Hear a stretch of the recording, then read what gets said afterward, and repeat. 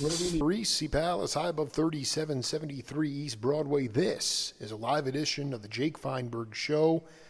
Coming on Power Talk, please go to our website, powertalk.live. Download our free app to your smartphone so you can stream all of our live local programming, including Solomon on Blast, the Jim Parisi Show, and yours truly, the Jake Feinberg Show. We can't thank you enough for making us part of your day today. And without further ado, I want to bring in a cat who is in the same master discussion as Richard Davis and Stafford James and Charles Mingus and so many of the great African-American classical musicians of our time. He was marinating in the early 70s with a pocket of advanced artistic people in St. Louis known as the Black Artist Group, people like Oliver Lake and Lester Bowie. And he also came full circle, winding up in the great part of, I believe, in Eugene, Oregon, working with the great wizard Ken Kesey and Ken Babs and all my dear friends known as the Merry Pranksters. He's an upright bass player, and he's got a great story to tell. Arzinia Richardson, welcome to the Jake Feinberg Show. Well, thank you, man. You're scaring me to death, man. I never did consider myself at the same level as Richard Davis, but he is my favorite bass player. I got a lot of favorites, but Richard Davis to me was the pinnacle of the idea. Explain. Along with Gary, yeah. This is interesting. The pinnacle of the idea. What is that? Explain what the pinnacle of the idea is to Arzinia Richardson. Bass playing to me is one of the essential things. It's one of the things that came out of the whole tradition of the bottom line out of New Orleans, where they use tubas and other things. But when the bass fiddle came into the jazz horizon, there were a lot. Patterson, Patterford, Oscar Pettiford, and Mingus and Chambers, and all the great ones. Slam Stewart. That's what I mean. Richard Davis, to me, was like a shining star, especially when he played with a unique player, more than a timekeeper. He suggested lyrics in the middle of tunes. Dig. Yeah, he definitely, he was playing melodically and still able to lock the time, kind of like Bob Cranshaw to a degree. I mean, the amount of studio work that he did is unbelievable. But Arzinia, I just have to ask you straight out. What was it about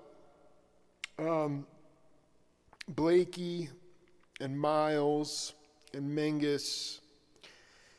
These guys were they were uncompromisable in their music. I've talked to Charles McPherson about Mingus, taking on Canadian football teams because they were being too loud in the bar, and Mingus's band was playing a ballad. Next thing you know, Mingus got a plunger out of the bathroom. He's swinging it around, throwing these cats across the other side of the bar, or ripping the piano strings out of a mafia-run club because he wasn't paid. What was it about their attitude, their essence, that made them great leaders in your mind? It's about understanding the harmony of opposites, and in a way, Mingus was aware that of the musics that exist in the Western world. He understood Debussy. He understood Liszt, and even in America, he understood what's his name, Bernard Hines. He understood these guys, and he also understood that every major city in the United States that has a population over 50,000 has a civically or government-supported classical orchestra in that town. And he watched Bud go crazy. He watched a lot of guys suffer and that practiced and loved the music, and he demanded respect for that reality, and that a lot of musicians were like that, but they needed the gig, and they didn't have the notoriety that or temper that Mingus had. Mingus simply wasn't afraid, and he didn't mind holding a little church every once in a while when he said, "Hey man, be quiet, we're playing. Give us the same respect that you would give, a classical player, so-called." Absolutely. And so that's what it was, and it was at the street level, I mean, what can I say? I spent some time with Charles Mingus up close, and he was just one of the guys that didn't take no stuff, and he took his music seriously. Can you imagine playing with Eric Dolphy and doing duets with Eric Dolphy and not understanding the so-called Western classical music? So he took it personally. He says it wasn't the music that the people were rejecting necessarily. It was the musicians, and that's what I think the issue that he was taking. Talking to Arzinia Richardson here. It's such a high honor to talk to this cat. It's such a badass. Can you talk about? I was listening back to my interview with Stafford James, and he was talking about a place in New York City called the East, which was essentially the early 70s, and it was a cultural center for African-American artists and families and kids, and they were very much into nutrition and health food and awareness and education, and with that, music, prose, poetry, and improvisation, melodic improvisation. And those were pockets, I mean, there were pockets of that everywhere in the country, and I wanted you to paint the scene of how you tapped into the artistic, creative scene in St. Louis that ultimately became what is the acronym is known as BAG. Well, St. Louis is a very unique place. You got to be there to understand it. In the early 50s, for example, before I knew anything at all about what we're talking about, right? I knew Oliver Lake's mother and her family. They owned a pool room, and I would deliver the Morning Globe early in the morning because I had to have all the papers delivered by 6:30. So, and usually I had to serve mass at St. Matthew's at about 7. So I got up at 3 o'clock in the morning for 3 years and delivered Globe Democrat newspapers in a section of St. Louis called the Ville, and I would deliver papers to Miss Lake, to Oliver's mother, and I knew her before I knew him, and it's kind of hard because I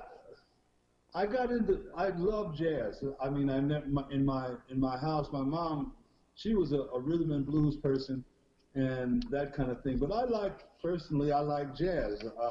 I think it was Ahmed Jamal that I first really started listening to because of the way he played the trio. And I guess the first time I saw John Coltrane, I was delivering Argus papers to some of my customers in East St. Louis, and he was playing at a place called the Judge's Chamber. And I never saw him, I never knew who he was, but it was enough for me to stop and say, damn, who is this guy? I mean, it was like the energy that he was using, it was almost like, it was physical to me at that point. So, a couple of years passed by, and Oliver, I really can't tell you how the Oliver Lake Art Quartet began. I really don't know, but I do know that I learned to play bass. The the the, the strongest influence for me to play bass was to play with Oliver Lake. And when I first started playing, I had a teacher. Are you still there? I'm taking in every word. Okay. I had a teacher who played in the St. Louis Symphony Orchestra. It was Donald, and he showed me that his method of playing bass was really different from any other teacher I had, because he would take a classical piece and tell me, he simply told me to do what I do. Don't just move your fingers on the same place of the bass as I move mine, and let's do this. So he taught me a lot of actual classical pieces without the music, if you know what I mean. Just understand. And he's the one that told me that always remember that a bass violin is not a guitar. and the two musics of a bass guitar is not a bass violin. And he says, I want you to play bass violin. And I always had that in my mind when I was playing. And he emphasized that before you can play the music well, you have to play the instrument well. And so I learned how to manipulate the sounds of the bass fiddle before I actually understood the diatonic message or the diatonic techniques of the bass. Does that make sense? Oh, it's spot on. I mean, Charlie Neville, Cannonball.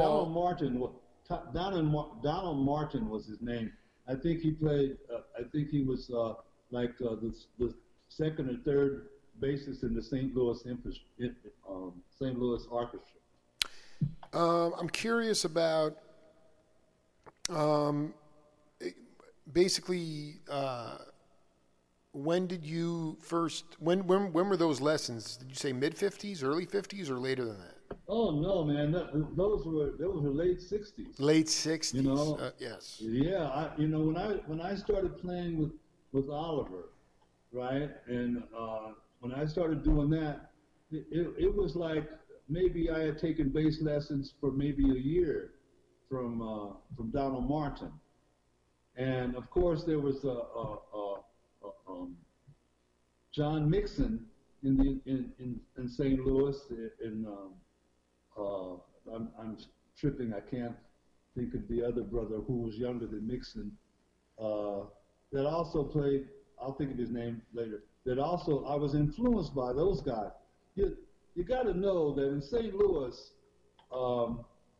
there were guys that if you went down to a place called Fat States in St. Louis on Saturday, a matinee, and you listened to Joe Charles. Have you ever heard of that name? No. You've never heard of Joe Charles? No. Well, you ask anybody. Yeah, I did. What was the name of the club? What was the name of the place? The name of the place was Fat States. Fat Steaks. So they were playing. Fat States. States is States. Oh, Fat States. Yeah. Wow. And that was, for me, that was a mecca for all the heavy guys that I thought were heavy, and everybody else that I knew thought were heavy. John Chapman was his nickname was Albino Red. Wow. There's Joe Charles, John Mixon, Sonny Hamp. Now, I've listened to a lot of music in my life, but when it comes to drumming, we had Jerome Harris also. We called him Scrooge. There were a lot of outstanding drummers coming from the drum and bugle. I've never heard anything like that before or since. And Elvin Jones is the only thing that really comes close to what Joe Charles was doing. He was a very heavy set drummer. Wow. That when he played, he looked like a statue of an Aztec Buddha, if you can get that. Yeah, no, I did. No, this is so interesting. So Joe Charles, for instance, I've been obsessed with this, Arzinia, is the idea of at 41, my generation and younger generations have basically had digital beats crunched into their ears for the last 2 decades or more. Yeah. So they are, when you see them in a live context, they are dividing beats all the time. And it's very mechanized and it's very quantized. And the rhythms that you're talking about with Joe Charles and Elvin, they were floating through the time. They had their own inner time feel, but they were floating through it. And it's the most hypnotic stuff and it's the most burning stuff. And I just wonder why, I mean, clearly, when we got when drum machines came in and pop music, it was all about getting a pop hit in the studio, a lot of producers would say, just play straight beats. Don't be yourself, just play straight beats. And so that was in the mid 70s. Can you talk about Joe Charles or any of the other drummers down there and how, because they were able to play themselves, they were able to not just keep time, float through the time, and also play melodically on the kit, which added a whole new voice and must have also influenced the voice of the bass as well. Well, yeah, it's like when Raymond Eldridge is the other bass player that I failed to mention that was also very, very influential. Not John Sherry, but Raymond Eldridge is one of the bass players I was talking about. Now, I can only talk about Joe Charles and Jerome Harris and Vincent Thigpen like that because I'd always comparing them to Art Blakey, Philly Joe Jones, and those kind of idols that I was, listening to. But when you go down to Fat States and you hear Joe Charles, and you'd hear Freddie Washington and some of the other brothers that were playing, and you'd hear it, it wouldn't be as dynamic as Train, of course, or something like that. But you would hear that it was like, I couldn't do it. I don't know the changes that well to do what John Mixon is doing right now with the bow. Wow. And when I listened to Joe Charles, I knew a lot of drummers that was practicing every day and say they couldn't do a press roll or they couldn't, that left hand like Joe Charles or Jerome Harris. Nobody was near that. But everybody understood the schools. They understood the school of Philly Joe Jones. They understood the school of Art Blakey and the one of Elvin Jones. Those are 3 different types of beat interpretation. Yes. And so back when I was coming up, I was sort of, just dipped in it without understanding. If I told you who was my first influence on bass, it might seem a little strong to you or a little different to you.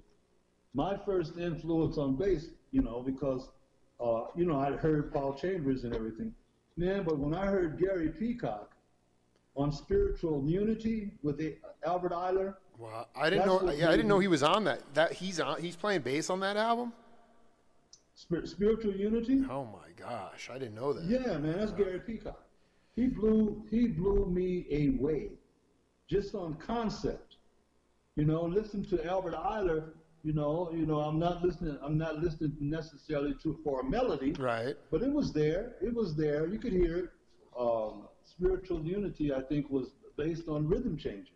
But the idea, the way that Gary Peacock and I guess it was Sonny Murray at the time, the way they put that collage of sound together, that's what concreted me into being able to play the bass the way I eventually tried to play it. You talk about the Blakey, Philly Joe, Elvin. Those are 3 different beat schools.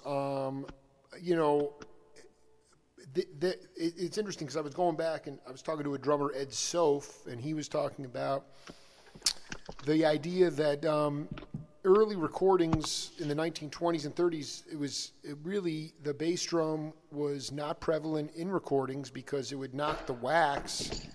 It would knock the wax off of the recording. It would, the way, yeah. when I listen to that music, I don't hear pulsating four on the floor. One of the misconceptions is like Kenny Clark, for instance. People said that he stopped playing four on the floor and he was, playing time on the top of the kit or using rebound or accents. But in fact, what he was doing was feathering the bass drum. It is a completely lost art in music today.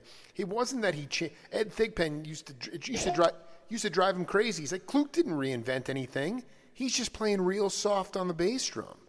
And it's so different than it is today. And part of it is the sonic expansion of music and just sort of the loudness of music now. But can you just talk about I think that what happens is that when music floated into the music floated into the show tunes, or vice versa. Right. That patterns began to be established. There's a certain pattern when you want to play a ballad. There's a certain pattern when you want to play rhythm changes. There's a certain pattern when you want to play modes. And so when those patterns and those 4-bar phrases started to evolve, the group playing became more conversational, and the drummer, rather than dropping bombs, just like dropping bombs, boom, they started accenting the phrases, and that's where I think it. You're nailing it. This is so great, man. It's like you listen to Sonny Payne and Count Basie. Right. You understand where the bass drum belongs when you see, and he was accenting the phrases, and putting periods and exclamation points and question marks, like that. You see, and so most guys don't talk about Sonny Payne because he was a different kind of drummer, but he never missed a beat, so to speak. Tell me a little bit about the idea that when you were coming up, especially in the mid '60s. I mean, you talk about Eiler, and there was Sonny Stitt, and all these, Jackie McLean. The saxophone was still the primary lead instrument. You talk about Sonny Payne. That was a 4-piece rhythm section because Freddie Green. So the guitar, it was that hypnotic rhythm guitar with a bass, Basie on a percussive piano, and Payne. That rhythm was locked. It was so strong, and then all of a sudden, Freddie Green, great. Kenny Burrell. These guys they were as big into comping as they were into soloing. It was this very rhythmic, trance-like, very rooted, deep rhythmic stuff. And then when Hendrix came along and all these other cats, and the guitar became this very fashionable instrument, a lead instrument, and the sax took a lesser role. And I wonder if you could talk a little bit about, at least in your early years, did you guys always, I remember Tootie Heath saying, he's like, man, I love the banjo. I miss the banjo. And I just wonder about the rhythm, how much rhythm you guys had in, even like late 60s, early 70s. The point is that the rhythm guitar, in a lot of ways, maybe it'll be coming back, but it has disappeared as a very important instrument. At one level, you can always say a guy that can play good rhythm guitar with an acoustic guitar simply replaces the piano. And so, that happened. I like, of course I like Wes Montgomery.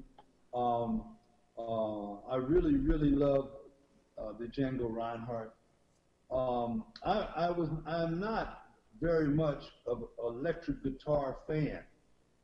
I guess that's because I'm old. I like the sound of wood pushing air rather than responding to an electrical impulse. It is, there are, I like a Sonny Chirac. on guitar. Absolutely. You know, yeah, there are a lot of really, really great guitar players that could actually play the instrument. Gary Johnson, I guess he's still in Washington State. He was in a group. Have you ever heard of Saunders King? Doesn't totally ring a bell. What about Nancy King? Yeah, yeah, yeah. Well, the bass player I know is Gary King. That's who but yeah, I know that's a different Oh, cat. Yeah. well, Sonny King, his father was Oh, Saunders King, wait a minute. Sonny King and his wife, Nancy. Latarsky told me this. They were essential recruiters of creatives. They were the mainstays of the Eugene jazz scene. Now it's coming back. Now, Sonny and I had a group in Eugene, Oregon, Wow. and the group was called the Monastic Art Enclosure. Oh my! This is exactly what I needed to get to. Go ahead, please. This And is so unbelievable. Nancy, Oh man. she was is a beautiful woman and a very beautiful voice. And Nancy King and Gary Johnson and Larry Williams and Larry played guitar. Um, Sonny was alto. I played bass. Nancy was the singer, and I can't remember. We'd have pickup piano players, but Sonny King, man. Uh, as far as I know, he's right up there with Sonny Stitt. He was a powerhouse, man, and an exceptional alto saxophone player. And so I was very, very, very, very lucky to be under his tutelage for maybe 5 years before I moved to Florida, and he passed away. But Sonny King was one of my greatest influencers because technically I was really still learning the music. That's why when you put my name with Richard Davis in the same place, I want to sort of edge my way to the door. Well, I mean, you But can do what you want. I mean, listen. I mean, to me, like it's all part of our cultural heritage, and maybe he was Stravinsky's favorite bass player, and maybe he did thousands of studio albums, but that's all well and good. And Arzinia Yeah. Richardson, you have your own path. But I mean, at the end of the day, I just want to put a button on this. When you talk about this artist collective in St. Louis, how much of it was about educating your people about where you came from? I mean, listen, Gary Peacock playing bass on that is inspiring to hear that. But when I listen to the music that I love so much, which is the early 70s, and it's before fusion became a bad word, it's before disco, Yeah. it's before the drum track. When I listen to Hampton Hawes, when I listen to Hampton, man. okay, when I Okay. listen to, I'm going deep in the bag here, but when Ahmad, Bobby Hutcherson, all these guys, I mean, there was Harold Land, these guys were playing Ornette. These guys were playing timeless music of the motherland. And a lot of people will say that jazz is a combination of European harmonies and African rhythms, but at that time, because there were no machines creating beats, you had real deal human beings with heartbeats working it out. And guys like Ndugu Chancellor and Donald Duck Bailey and all these guys that I've interviewed that have passed on, everybody had their own individual sound, and they were all, it seemed to be the cry of your people. And I want to make sure I'm accurate about that. Well, I think I don't know your listening audience. Let me say this. This is my personal feeling Sure. about things that happen in the African community in the United States. It's my belief that the African people and the people that spend time in that collective have a clairvoyance, has a collective clairvoyance, and it comes out when you get a group of African people together, or harmonious people together that understand certain things about our musical history, a lot of the brothers and sisters, when they got into it, they realized that it took work. Right. It took work, and you couldn't listen to a lot of people and do that work. You see, so the idea that a lot of piano players are influenced by Oscar Peterson. You see, they're influenced by Hampton Hawes, influenced by, you see, but then you get guys like Cecil Taylor that was influenced by his idea of rhythm, his idea of force, his idea of compassion in music. Right. And when you do that, you're starting to open up that clairvoyance that I'm talking to you about. And that's what Bag had. We had a collective clairvoyance that if I wanted to, if say Louisa Tish, do you know who she is? No. Kathy Allen was Louisa Tish. She's on Facebook. She was a dancer, and she danced with my wife, Barbara, and Georgia Collins at Bag. She was a part of the dance instructors there. So in Bag, it would be very easy for me and Louisa Tish to do a duo. And she would be dancing, and I would be playing bass. And we wouldn't have any songs that we would be doing. I would be playing to her dancing. I would interpret her dancing on the spot with my bass. Oliver would do that with his saxophone. That's what Bag would do. Bruce Rutland, they called him Ajule, who was a poet, a very great poet. One of his lines was, "Careen into life and seek to embrace its shambles." I'll never forget that. No, but this is what you're talking about is the ultimate multisensory experience. It's call and response. It's creation. Yeah. It's spontaneous, organic creation with dance, movement, and then just rhythm, the bass. I mean, that to me is what it. Right. That is so hip, man. And so this is what Bag was. I mean, we were full of that.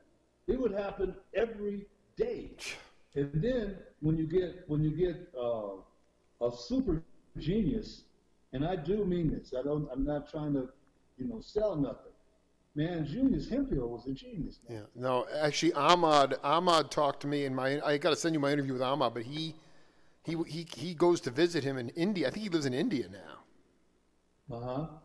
Julius, I mean, total unsung genius. But what in your mind, in my mind, a genius is somebody who takes something that's very complex and can extrapolate it in a very simplistic way, or for people to it makes it understandable. What made Hemphill a genius? His honesty. His honesty made him a genius. The idea that he wasn't afraid, or of any sequence of sound he heard. And this is the thing. Julius Hemphill wrote, as far as I'm concerned, he wrote informed music. Well, I mean, that is, I mean, it's always your life experience that you're channeling there. So he was informed by his own experience. I think that's the hardest part. Is that, I also feel that, again, this is a little bit before your time, but Charlie Neville, Sonny Rollins, Cannonball, Train, those guys walked the bar, man. Those guys were playing R&B before bebop.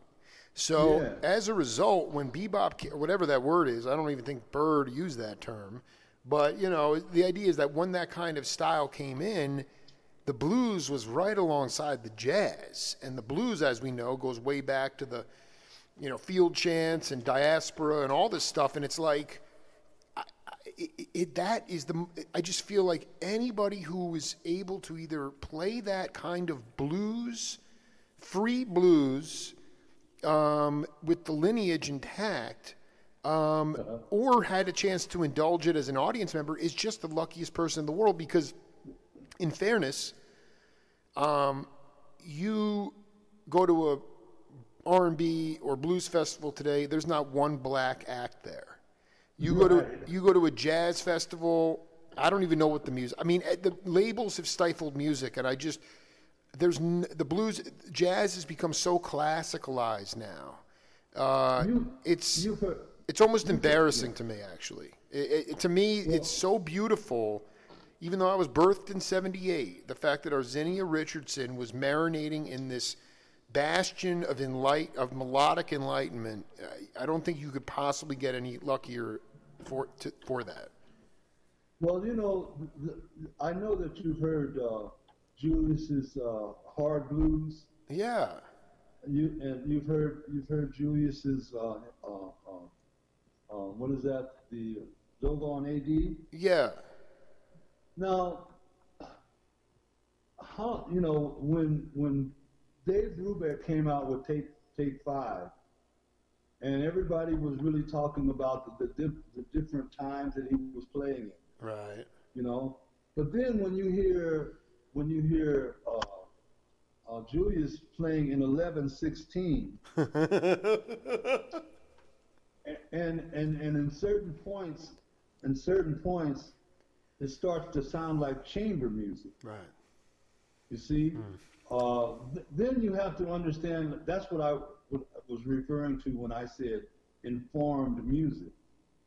You see, and all of the things some of the things, like one of the most beautiful melodies I've ever heard is on Doggone AD, and that is The Painter.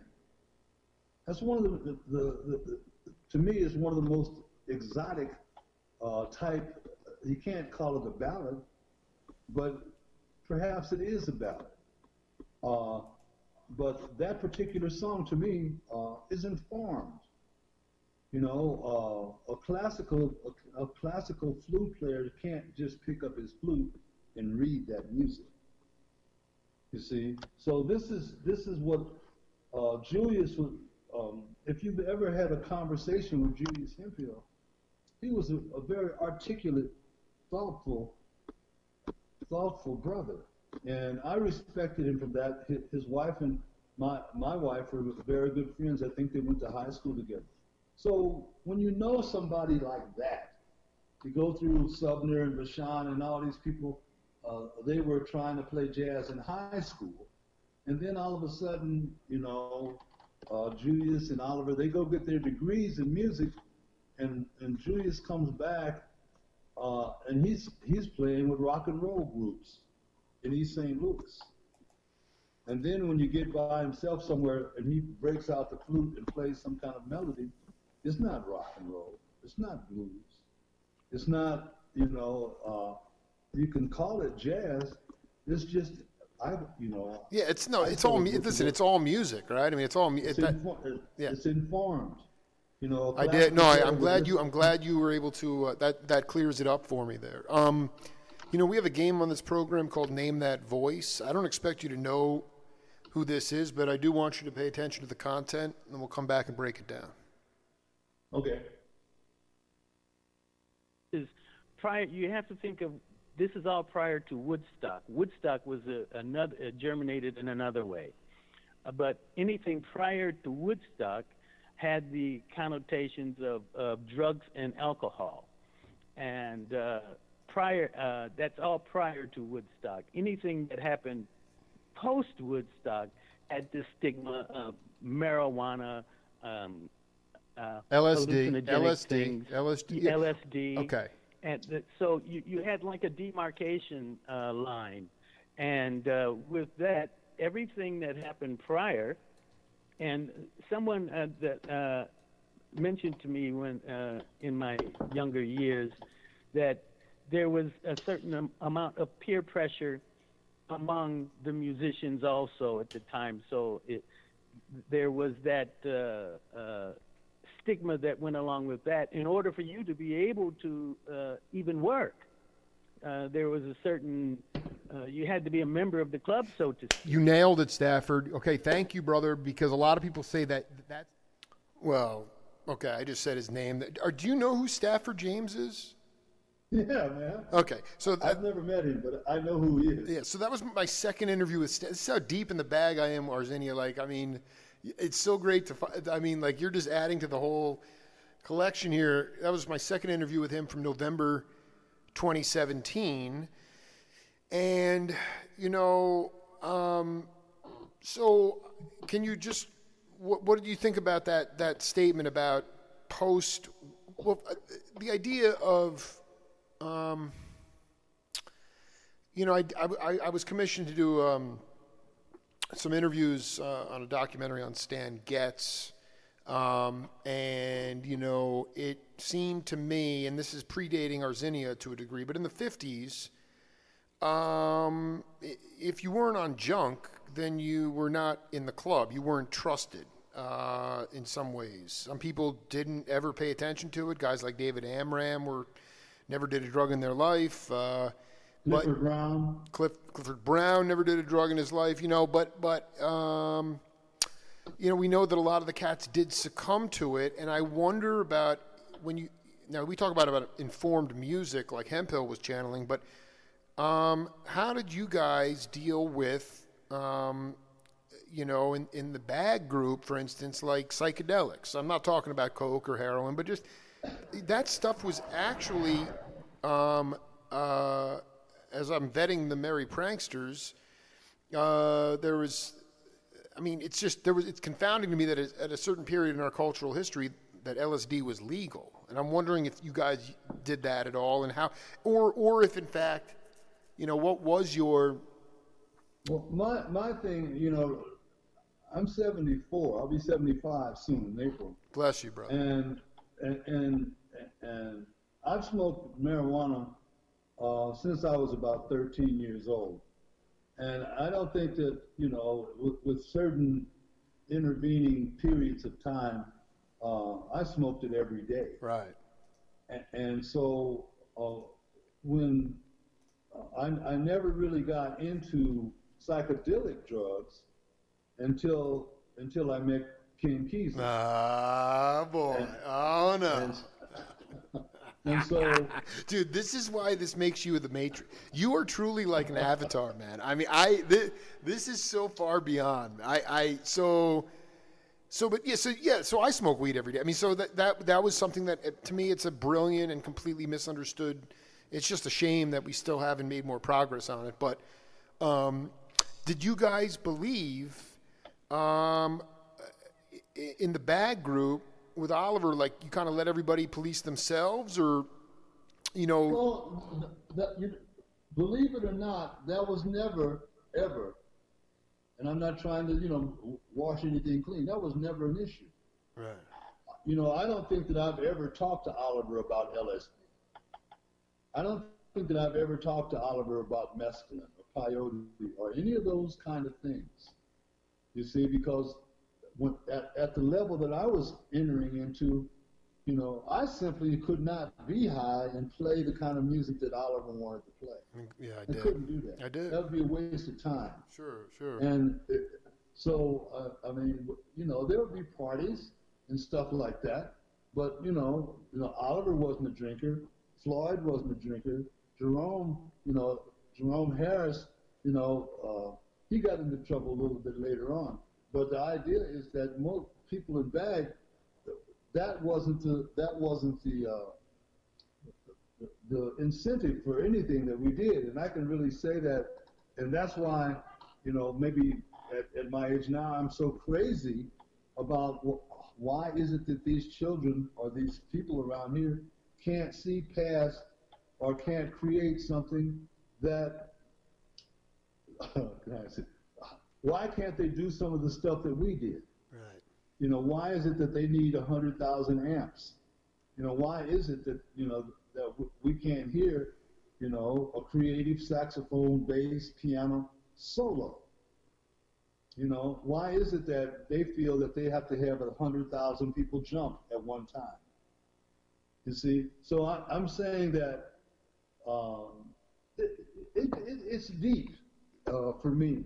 It's like if you were to take all the musicians that we know and said, how many of those brothers and sisters could play 8 songs that they knew in all the keys? And how many people would know when they're listening to that they're not playing it in the key that the song was written in? There's not very many musicians that can play all the tunes that they know in all the keys. That's right. You see, and there's not very many people that will know the difference. But that is what the music is about at one level. You see? I mean, I think I want to go deeper on this idea of, I mean, listen, let's be fair. I mean, to a degree, you had freeform radio. You guys were autodidacts. You didn't have rewind buttons. You didn't have rewind buttons, so you had to hear something, a tune, could have been an R&B tune, pop tune, whatever, doo-wop. You hear it one time, and then you sort of had to figure it out in your head. Today, we are saturated, absolutely saturated with information, and for the most part, if you're not seeking, you're going to be finding stuff on the very superficial surface level, and you're not going to be able to go deeper in order to find your multidimensional self, access your multidimensional self, and create stuff that BAG did or the AACM did. I think part of it was the innocence of the idea that there just wasn't that much information out there. If you were going to go, you were going to hear something live, and it was going to be a flash, and you were going to, then those things were going to be bubbling around in your head. But today, I mean, you know, and again, there's also something about, you know, listen, not everything was amped for a long time. I mean, bass drum, I mean, sometimes basses weren't amped, and so people's ears were so big, man. They could listen, they could hear everything. Their ears were huge. And today, as the great Gary Bartz, a dear friend, told me, kids' ears are locked because they're learning to read music first before they learn how to. Their ear training is not. It's not that. Yeah, you guys all learn by ear before you ever sight read anything. Well, I think that the combination, like when you play with Anthony Braxton, right? And you look at some of his scores, his sheets and stuff, it had less to do with music than it did with attitude. Right. You see, and so when there are certain, it's kind of hard. My bass teacher used to say that. He said, you can play. I can show you how to play all the notes. And I can give you all the classical movements that you can do on a bass fiddle. We can do the 2-5-1s, all the turnarounds and stuff. But the idea is the bass, it's also the design to deliver attitude. And when we start talking about BAG, the ACM and the East, and some of the brothers up there, their horns were expressing an attitude more than less a diatonic relationship. Absolutely, dude. Your name. It's a mood. There was a mood to it. I mean, it was an attitude. Exactly. I love that stuff. Attitude. And Train did that. Right. I mean, absolutely. let me be clear. I was one of the guys. Up until a certain point, I had every Train music book. I brought Andrew White's subscriptions, or how can I say Andrew Wright's writings. Yeah. Giants, all the stuff they did, and I tried to learn some of that stuff on bass fiddle. Not so I could play the line, but I would understand what it would take, what kind of attitude that I would have to get through 12 bars.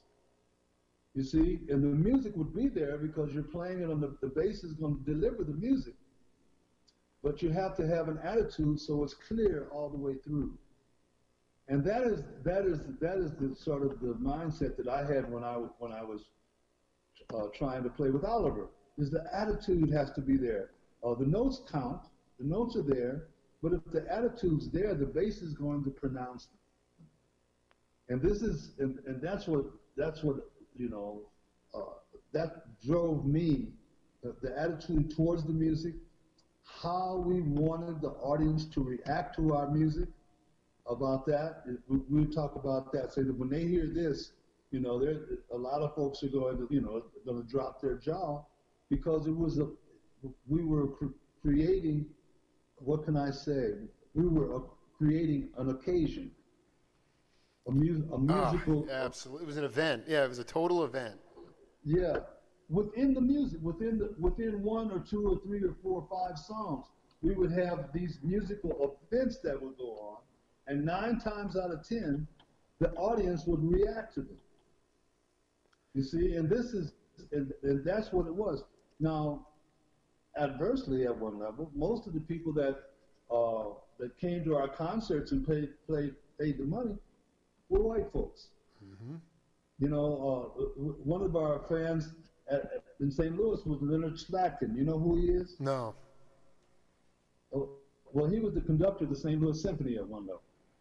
He gave a lot of support to that, you know, and Donald Martin was my bass teacher. There was a lot of people in the St. Louis Symphony at that time, Ken and Maria Pinckney. Ken was first chair of cello, and Maria was first, the two harpists, and she was the primary harpist for that group. I mean, for the symphony orchestra. And these people, we used to hang out together.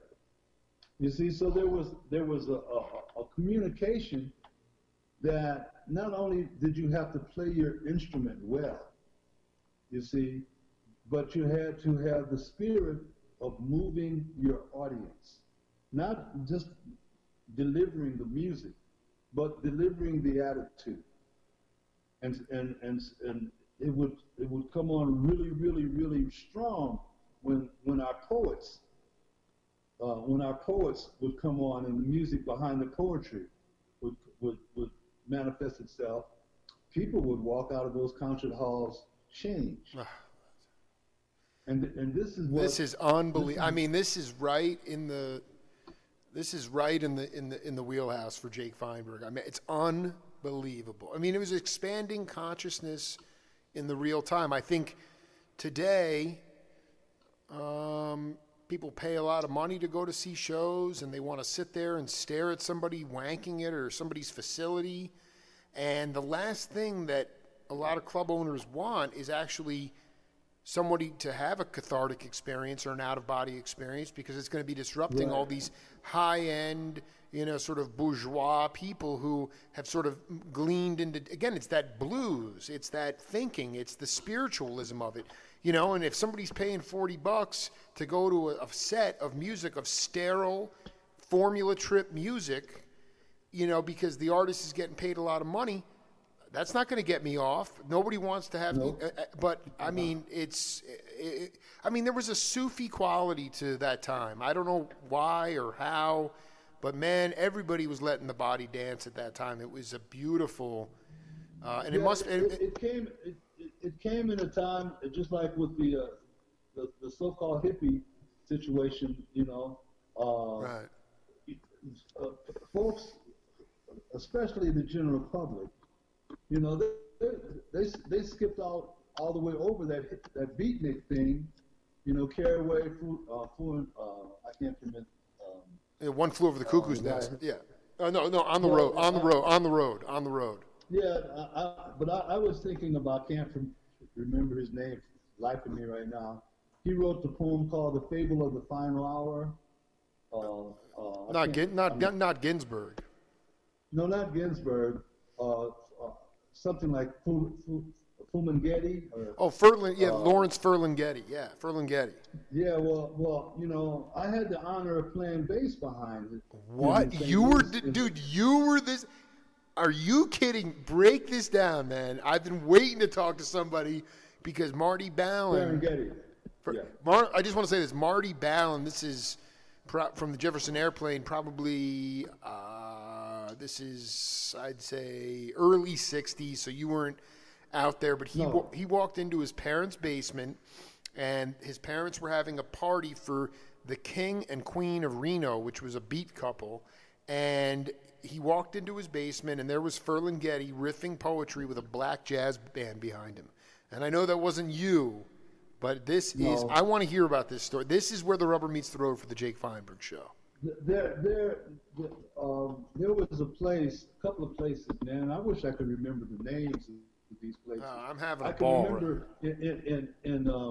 in St. Louis, it was Gaslight Square, and there was a place called O'Connell's, and O'Connell's was right next to two sort of beatnik places. One was called the Holy Barbarian, and the other one was another little down in the basement place right next to O'Connell's, and I can't remember the place. But Joe Conroy was doing the bar at O'Connell's, and this is the place that you went and threw darts and played and did that kind of Irish pub sort of place.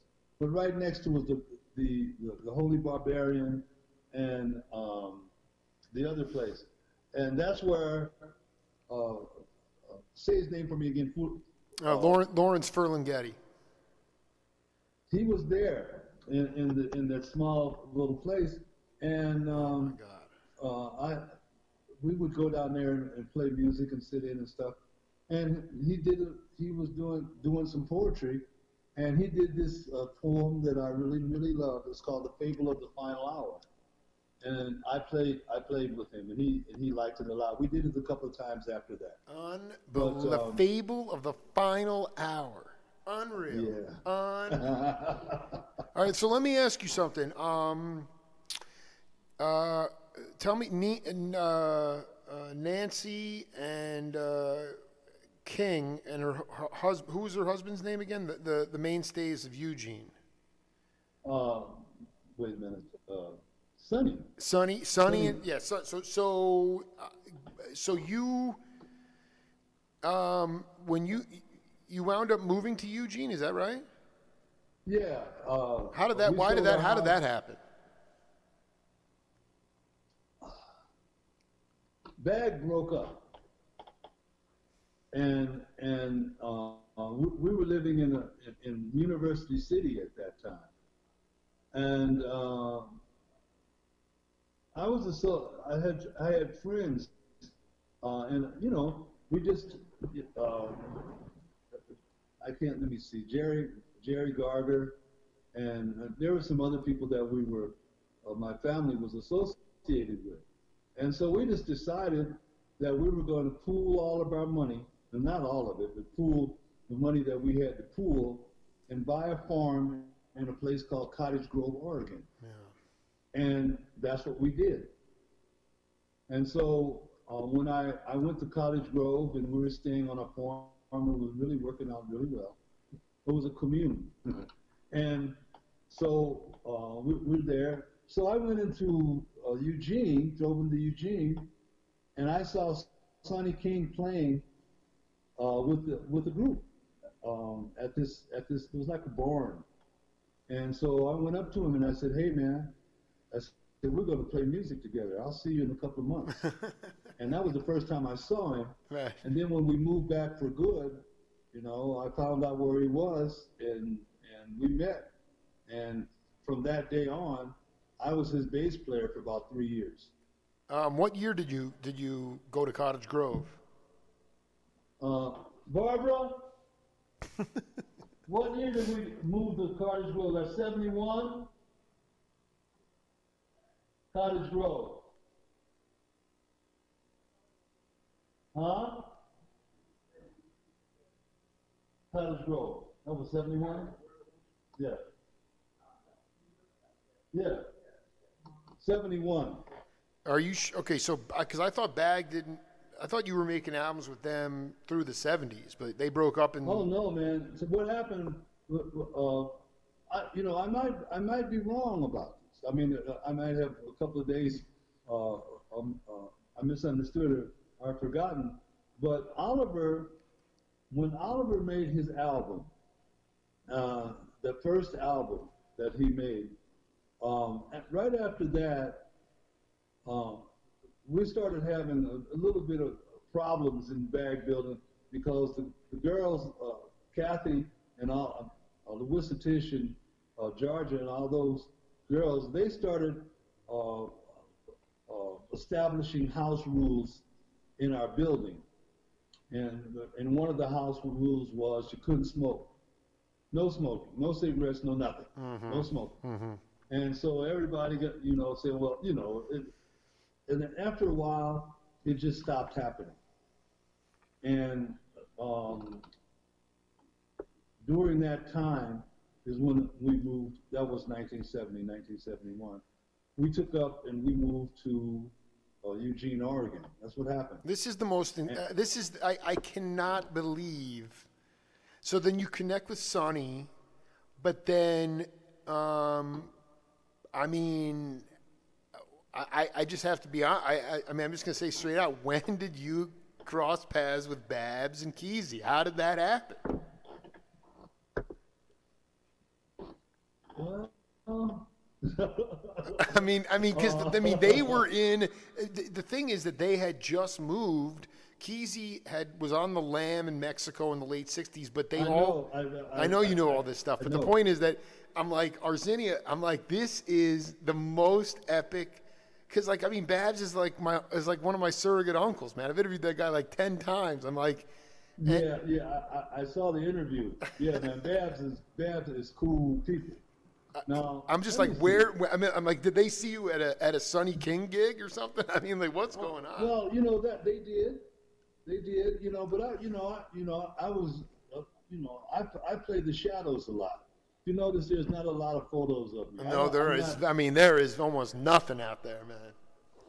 And so, I'm in the shadow a lot. I dig. There most of the time, but it's hard to say, man, because what happened is that when I went to Eugene, Oregon, I started doing a radio show at KLCC, and it was called Pure Jazz, and I would have people, folks that I know on the show to give interviews and to talk, and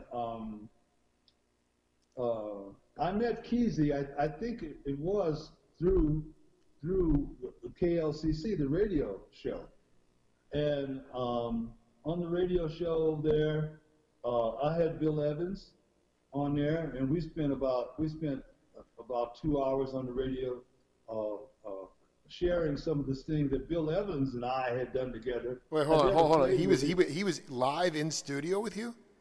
Yeah. Oh, this is absolutely beyond. This is so ridiculous, Arzinia. Are you kidding me? No.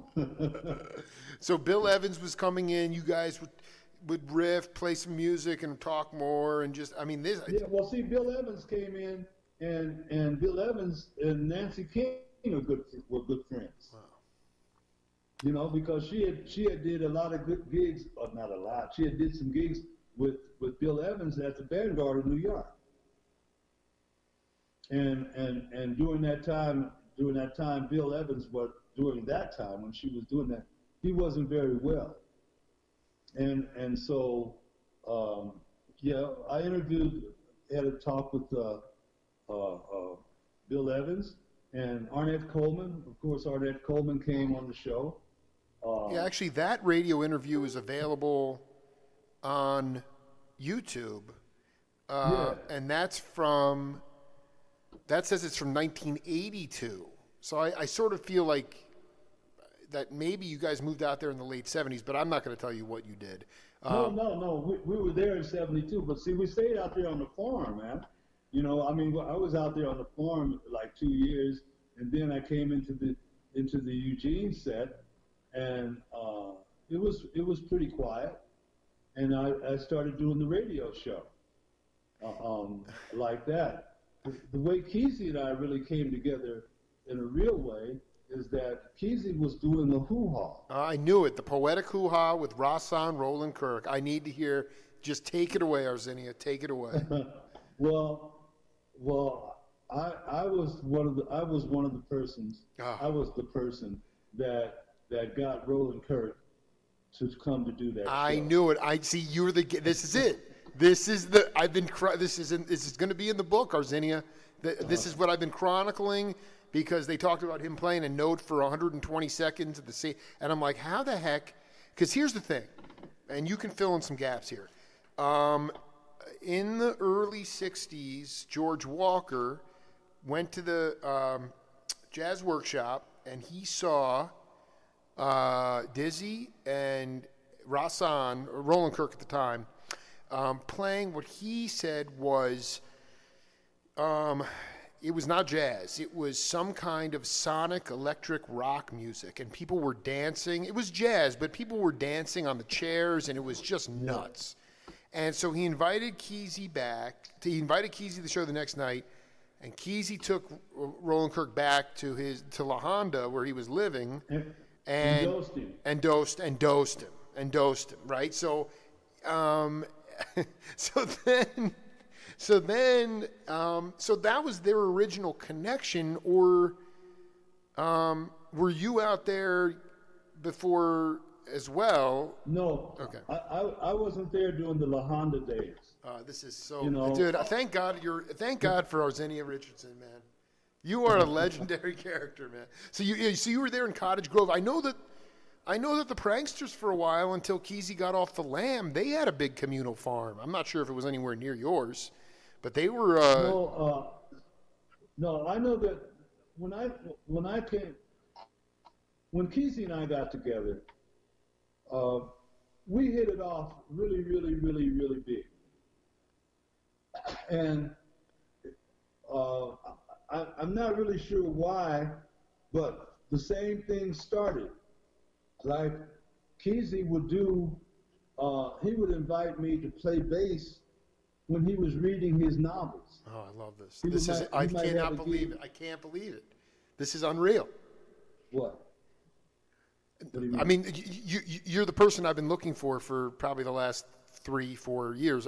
I mean, he would get up and talk about, and he would just have bass, or would it be a full band?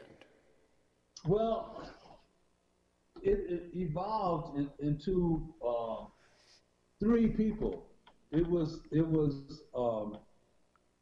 Schuster, a guy named Art Maddox. Oh, dude, I've interviewed Art multiple times. Art Maddox, Schuster, Arzinia, and Kesey. Yeah. Oh my God, it's the greatest quartet of all time. There's nothing better than that. I've never heard of anything better than that.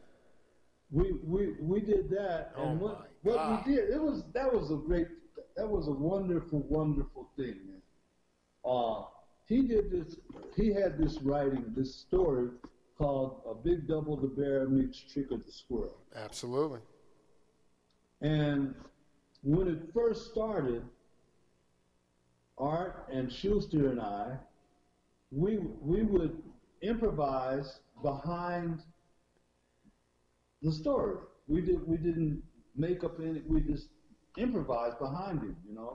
Like when it first started out, you get an Arco thing about how everything was peaceful in the forest, and you'd have this Arco thing going on, and Schuster would improv with the flute, and of course Art would, he would put the raindrops in everything. Oh, this is unreal. Are there recordings of this stuff? I need to hear this stuff immediately.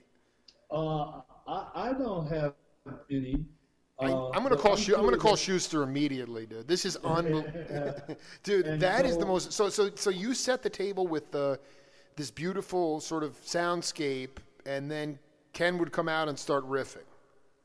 Yeah, he would read the poems, but then, the genius of Maddox came through, and he scored it, so other people could play it. So it was ended up. I was the principal. They called me the principal bass soloist in the Portland Orchestra. Oh, I didn't know that. The Portland Orchestra did Trigger and the Squirrel, and then when I finally moved to Costa Rica and I wasn't available, they did a thing in New York City. They got another bass player. But by that time, the whole thing had been scripted. Did you get a chance to see the Thunder Machine? Because I know Babs would plug his trombone into that thing too sometimes. You never knew what was going on. Yeah, the Thunder Machine. I was around when that was built. Let me ask you. So just explain, because I know Kesey and Rahsaan, they dosed in the '60s. How did you get him to come to the Hoo Ha? I talked to his wife, and I told her. I simply told her, Ken wants Roland to show up, and I said, we're prepared to pay first class round trip, and to give him X amount of money for the gig, and he showed up. This is righteous, man. What, like 76 or so? Probably like in that range? Yeah, it was around that time. Oh my God! So, and then it was you and Rahsaan, and was there a drummer? Or were you like when he would perform at these? It was only Rahsaan Roland Kirk, and he showed up and he did. I guess it was 45 minutes. He damn near held one note for that long.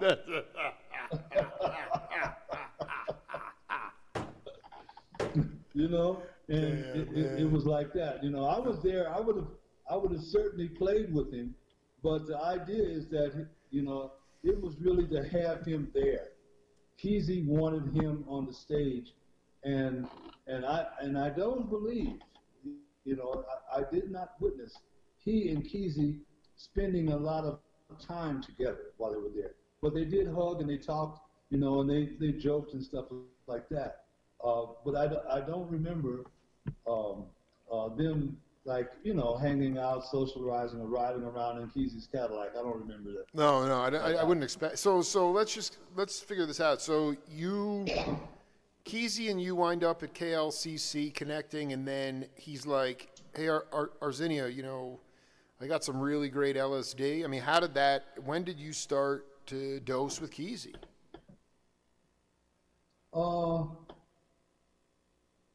Can't remember, Jake. But I mean, you were like, do you remember if you were? You were curious about. I mean, for someone who had,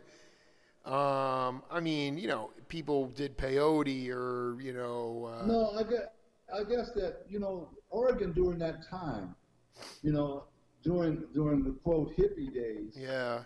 And we were on the commune. And that's so badass. You were on a commune. I just cannot believe this. During that time, Osley was on the set. Oh boy. You know who Osley is? Oh yeah. Well, I never met. Of course, yeah. Owsley, baby. Yeah. Well, there was a lot of purple liquid, man. Oh my God. So this is just debauchery. So was it like? But for that first experience, you didn't do it alone. I mean, Kesey wanted to be with you. Obviously, he didn't want you to just be tripping. Well, like I said, man, it was a lot of people, man. During that time, it was a lot of people, man. You'd have a lot of folks that that I didn't know. You'd have Jerry and right. all the folks there. And wow. I didn't know exactly who those people were at the beginning. Right. Right. And I was there simply because in Eugene, a lot of people respected my music, and so Kesey would come to the Wild Hall. He was there when we did a thing with Yusef Lateef. Oh my! And it was just like at first it was just like a meld of different people there that were entertainers and that kind of thing, and I just happened to be the bass player. I mean, it almost doesn't seem. It just doesn't seem real. It's so. What do you mean? It's. Well, I mean, the innocence of it, the fact that we live in this instantaneous information society now, and that, here are other people like Garcia or, I mean, it could have been anybody that it just, like you were in the shadows, like you said, you enjoy that, but the fact that you weren't even hip to that, to him or the Grateful Dead or stuff like that, it's just, I mean, it's just cool. It's just, there was an innocence to that time, and there was like, and that innocence, it wasn't so, we live in such a conformist time now. Conformity is key, comping is key. It's across all spectrums in music and business. And those guys were so unorthodox, and, Yeah, it's like, when, for me, you said something to me the other day when we first started talking. Yeah. How did I get from the art ensemble to the Kesey people? Right. Right. And I immediately thought, I said, well, obviously Jake doesn't see the similarity between Roscoe Mitchell and Ken Kesey. No, please break it. Please, I mean, the floor is yours. Break it down. There's a real similarity between those guys. If you think about it, there's a real similarity. Kesey, Kesey came, he really liked vaudeville. Kesey was a vaudeville person. That's right. He liked the idea of the 1930 vaudeville, telling jokes, getting up there, doing that. You see? And Roscoe Mitchell, at the same time, in another genre of that, it was the same type of spirit, if you know what I mean. Roscoe would get up, and come on stage painted, with an attitude, and give a 45-minute solo on an alto saxophone with nobody else. Well, Kesey will do that same thing with poetry and other stuff. It was the same kind of creativity was there, but because of the social curriculum of the country, those two guys could never get on stage together, which would have been groundbreaking, but at the same time the genre would have been very familiar to both of them. Even in a place like Eugene, the social curriculum would not allow for that? The social curriculum would allow for it. You see, there's no avenue for them to approach each other, or even a suggestion until I came along. Yeah, you were like, I'm just going to read this from Schuster, from my interview with Schuster. He said, I knew Ken Kesey as a friend. He was somebody I could go into dialectic arguments almost constantly with. It was a sport. In a way, he was almost anti-musical. I sincerely think he thought that anyone could paint a great picture or play great music without training the skill. I'm sure he didn't feel that way about writing. He was not a musical sophisticate. I'm a jazzer at heart, and Ken felt an affection for the Beatles. There's some nice stuff there, but it just came down to taste. I realize there's a lot of people who don't hear music the way I do. I expect it to take me out of myself and put me to another place. If it doesn't do that, I'm not really interested. But as you're talking about Roscoe and Kesey, Roscoe was playing totally, that music, there are parallels to his music and Kesey's poetry. But there's a different attitude. See, Kesey was a storyteller. He was, Kesey believed in, dialectic images. Yes. And that was the difference. Kesey wasn't a very religious guy, and what can I say? He carried a lot of negative weight, and he tried to change that weight. When the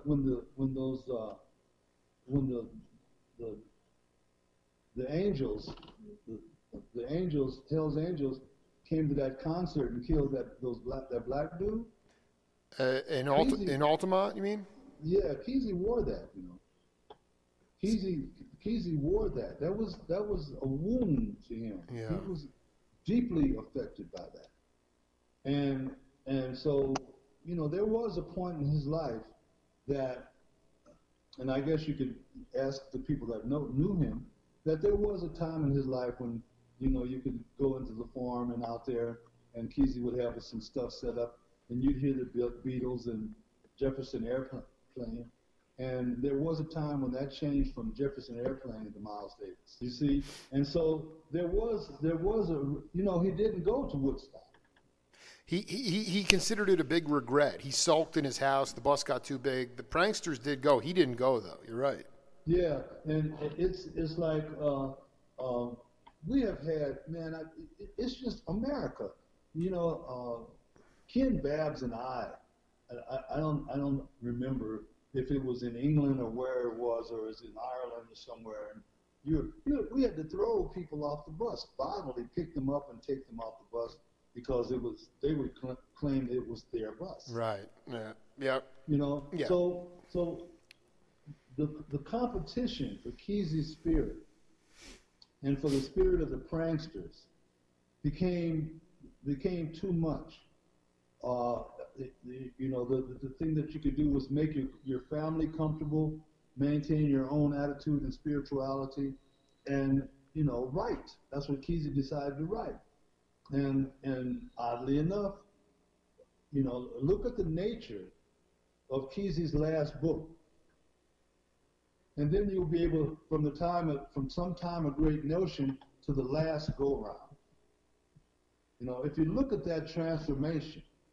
And if you look at the transformation to Joseph Jarman, right, in the Art Ensemble of Chicago, going from a killer, rebellious, outrageously thoughtful horn player to a Buddhist monk. Yeah, you are crushing me. You're just, Arzinia, we have to do part 2 as soon as possible. But I just have one final question for you in part 1. Have mercy. Can you talk to me? I had a chance to meet her at the Springfield Creamery party, Chuck Kesey's, Nancy's Yogurt. There was a party in December. Had a chance to meet Mountain Girl. And Mountain Girl and I had a great hang on the radio a couple weeks on Martin Luther King Day of all days, and it was great. And I opened her up, and she told some great stories. Can you talk a little bit about Mountain Girl and what you liked about her and what she added to that whole melting pot up there? Carolyn Garcia. I always took Carolyn Garcia extremely seriously. I remember all pranks. I said this to a guy, and in England when they were taking advantage of Kesey, and stuff started to get a little stiff, and I had to tell this guy that all pranksters are not clowns, and it was like that. Carolyn is not a clown. I'm sorry, you say clown, CLOWN? Yes. I get it. She's not a clown. No, she's not. She doesn't screw around. Exactly. And so that, so in all that maelstrom of happiness and so-called freedom that was going on on the farm and everywhere, the calm spot, the stable spot, and I'm not saying that Faye, that was another one of those stable pillars in Kesey's life. Absolutely. And so Carolyn, I loved everything about Carolyn. Carolyn and I, we never did sit down and really, jaw jack and stuff. But when we were all together, it was always always on the level. It was always, you know what I mean? I dig. No, I mean, it just straight ahead. Somebody who,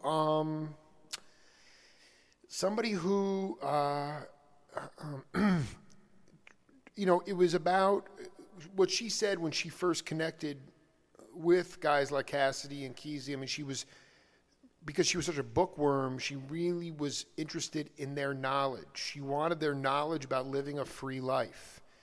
She was smarter than most of those guys. She absolutely, but she was literally, before she got psychedelicized, was working in a chemistry lab. She was super bright, but she was she was just hanging in science, and she wanted to break away. And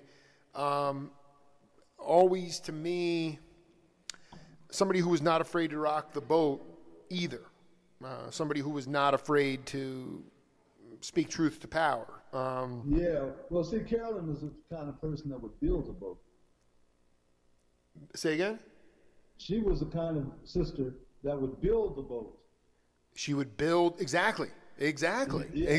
She would build the boat, right? That's exactly right. And this is the thing. That was the power of her presence, and Carolyn, and right today.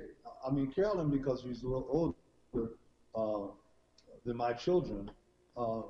Carolyn and Sunshine are very connected to my girls. Oh, it's so beautiful to hear that. That is so beautiful. I have two daughters myself, but I just think that's so freaking cool, because your kids were hanging around when Sunshine and Zane and the kids were hanging. They grew up together. Did you know Jed? Yeah. Did you know Jed Kesey? Yeah, man. Yeah, man. Let's just stop right there, and we'll pick it up, and we'll do part 2 as soon as possible. Just like put a button on this one. We just went for an hour and 30 minutes. Okay, yeah. You mentioned Jed. Go ahead. We'll talk about that later. Yeah, let's do it. I mean, it's to me, Jed's spirit is. Well, I've done interviews with Zane, and Jed was a remarkably gifted kid, and I know that.